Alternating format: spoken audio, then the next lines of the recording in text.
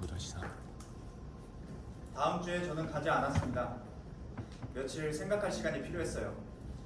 교도소장에게 화요일에 못 갈 거라고 알려줬고 마르틴이 다시 공부할 수 있으면 좋겠다고 말했습니다. 그러자 좋은 생각이라며 알겠다고 하더군요.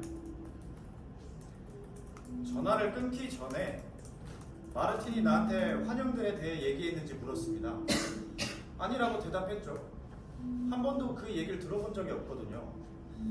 사실 저는 교도소장이 무슨 말을 하는 건지 잘 몰랐습니다. 얘기를 들어보니까 마르틴이 종종 여러 환영들을 보곤 하는 모양입니다. 환영들이요? 네, 그렇게 말했어요. 하지만 환영들에 대한 건 다음에 얘기하는 게 좋을 것 같아요. 나중에. 네, 상관없습니다. 지금은 법의학자 보고서에 대한 주제에 대해 좀 작업했으면 해요. 네, 그거 가져왔어요. 아, 읽어봤어요? 네, 근데 보기 힘들었어요. 특히 사진들은. 그래요. 전혀 유쾌하지 않은 것들 있죠. 그리고 21번이나 찍었다는 게 충격적이었어요. 엄청나지 않아요? 그가 말했나요? 그게 어땠는지. 그러니까 그 순간에 대해서.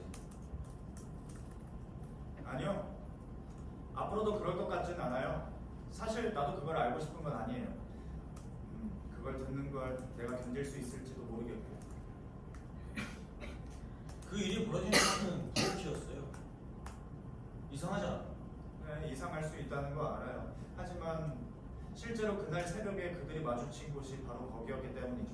그 모든 게 아버지가 그에게 한 말 때문이었나요? 모욕해서. 아버지가 그를 벌레라고 불렀대요. 이 말에 분노했나 봐요. 하지만 나는 오직 그 말만 듣고 아버지를 21번이나 찔렀다는 걸 못 믿겠어요. 아무 일도 없었는데 갑자기 그런 말을 했대요. 보고서에 의하면 여러 차례 그를 벌레라고 불렀대요. 공개적인 장소에서. 네네, 그건 읽었어요. 마르틴은 성매매를 시작했었어요. 공부도 그만뒀었고 몇 달 동안 일도 했었는데 얼마 안 가서 해고 다녔어요. 결국 어머니가 돌아가시고 몇 달 뒤에 성매매를 시작한 거죠. 그래서 아버지가 알게 된 거예요. 아니요, 그건 확실치 않아요. 어느 날 누군가 아버지에게 얘기를 해준 것 같아요. 그래서 그걸 알게 된 순간부터 그와 싸울 때마다 그를 벌레라고 부르기 시작한 거예요. 그럼 그날 새벽에는 왜 싸웠대요? 보고서 마지막 적경문에 쓰여 있는데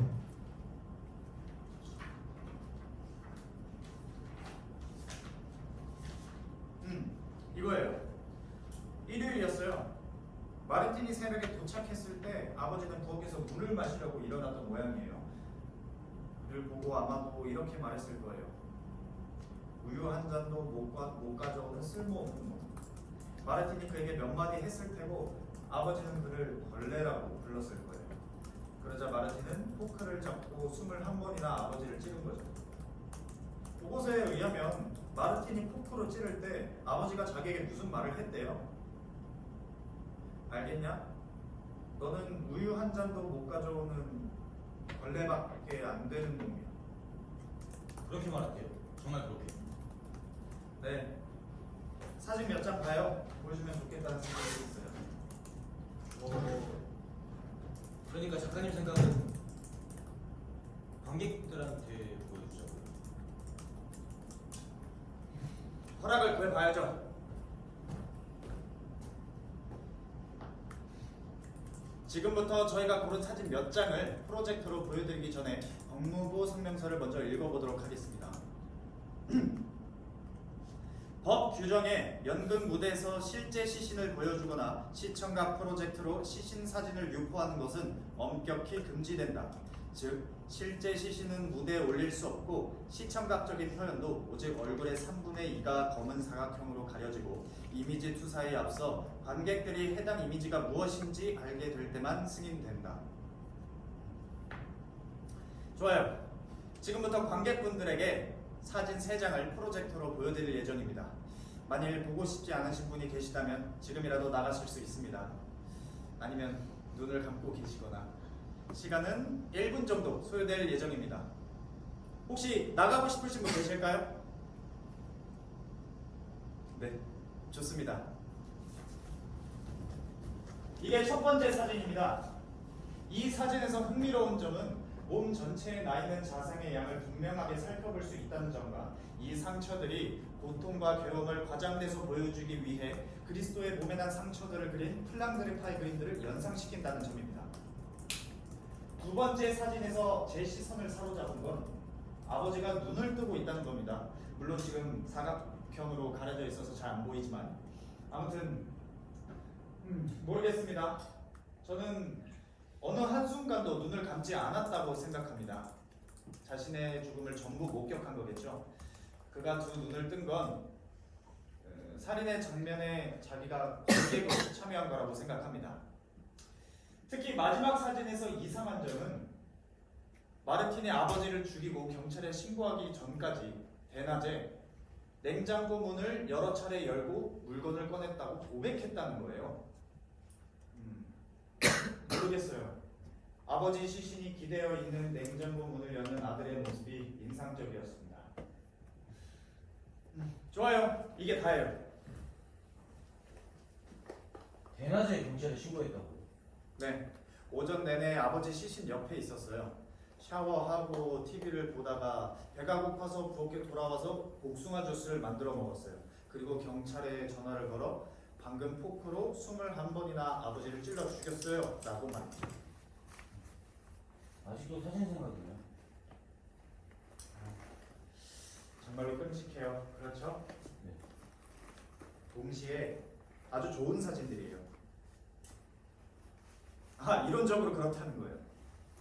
첫 번째 사진 아주 인상적이었어요. 작가님이 무슨 그림이랑 비교하시는데 무슨 그림이었죠? 플랑크레파 그림이요? 심지어는 아름다운 사진이라고 말할 수 있을 정도예요. 안 그래요? 제가 말을 하던 건 사진에 대해 또 볼 수 없는 주제에 대해 생각하게 되었다는 거예요. 모르겠어요. 그리스 미국에서도 끔찍한 행동은 무대에서 보여주지 않는다는 게 생각났어요. 맞아요. 미처 생각하지 못했던 건데 사실 어제 그리스 비극에 대해 말하자면은 어제 폴로너스의 오이디푸스를 읽다가 이 단락을 발견했어요. 이걸 읽었을 때 오디션 때 그쪽이 말했던 게 생각이 났어요. 어떤 면에서는 소포클레스는 같은 주장을 했죠. 가장 주목할 점은 오이디푸스에게 직접 말하게 했다는 거예요. 읽어볼래요? 밑줄 친 문단이에요. 만일 내가 아무것도 모르는 상태에서 아버지에 대해 반란을 일으켰고 내가 무엇을 하고 있는지 전혀 몰랐고 또 내가 죽인 사람이 누군지 모르는 상태에서 아버지를 죽였다면 내가 왜 의도하지 않은 범죄로 벌을 받고 비난당해야 하는 겁니까? 만일 길 위에서 누군가가 당신이 방어하기 전에 당신을 죽이려고 갑작스레 접근했다면 당신을 죽이려 하는 사람이 당신 아버지가 아닌지 생각해 볼 수 있겠습니까? 아니면 서둘러 자신을 방어하고 공격하겠습니까? 살아있다면 당신은 그자가 누군지 알아보려는 절망적인 상태에 빠지기보다는 그를 공격할 것입니다. 나는 아버지가 살아계셨다고 해도 아버지의 영혼이 나를 반박하시지 않을 거라고 확신합니다. 마지막은 정말 멋진 문장이에요. 그렇죠?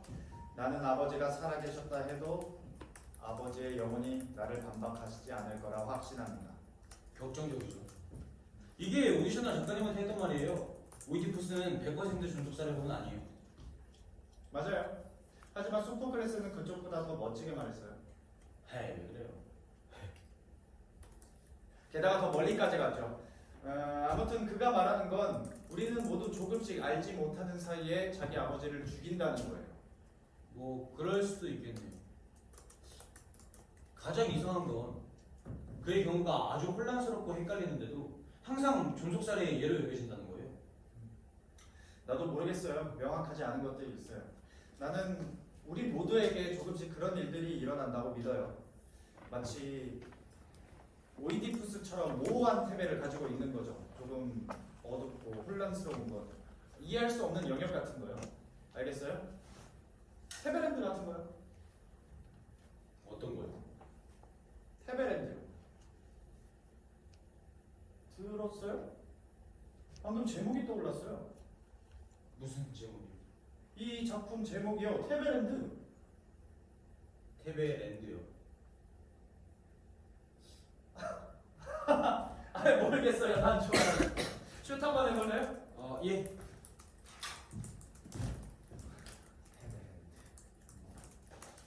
작가님.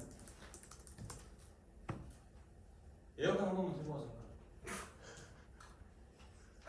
공감합니다. 빠르게 가요. 네. 예. 18 들어갈까요? 아니요. 뭐든 좋아요. 틀어만 주세요. 예. 바뀌네요. 그죠? 그날 밤 호텔에 왔을 때 교도소에서 보낸 우편물들이 있었습니다. 마르틴이 내게 나쁘게 말해서 미안하다는 편지를 보냈어요.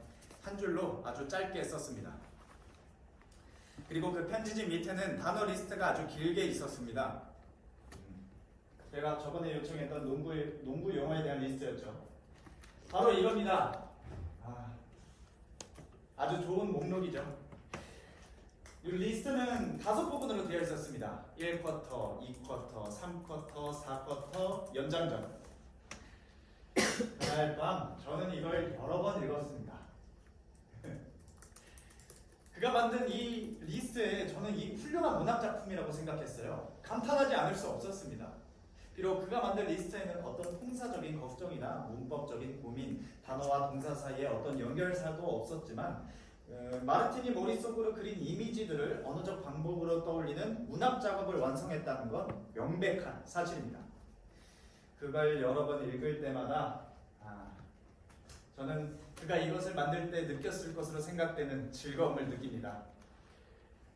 어떠한 구조도 어떤 종류의 작문도 걱정하지 않고 단어를 열거하는 즐거움, 각 단어의 앞이나 뒤에 뭐가 있는지 궁금해하지 않고 글을 쓰는 즐거움.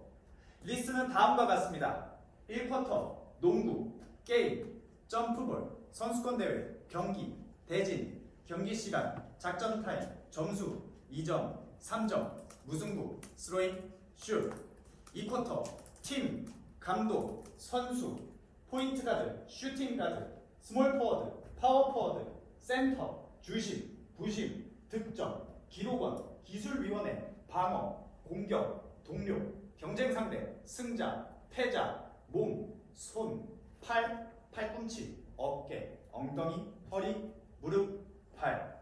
3쿼터, 패스, 체스트 패스, 바운드 패스, 원핸드 패스, 언더핸드 패스, 비하인드 패스, 슛, 점프 슛, 자유투, 레이업 슛, 덩크 슛, 드리블 컨트롤, 방어 드리블, 방어, 개인 방어, 혼합 방어, 압박, 4쿼터, 규칙, 위반, 반칙, 개인 반칙, 공격자 반칙, 테크니컬 반칙, 퇴장, 홀딩 반칙, 블로킹 반칙, 푸싱 반칙, 페널티, 징계, 베이스라인 스로잉, 자유투, 탈락, 실격, 연장전, 농구장, 코트, 센터 서클, 방어존, 공격존, 경기장 규격, 엔드라인, 자유투 라인, 3점슛 라인, 제한구역, 공, 백보드, 라커룸, 스코어보드, 샤워실, 관객석, 관객, 휴식, 하프타임, 시간 간격, 휴식 시간.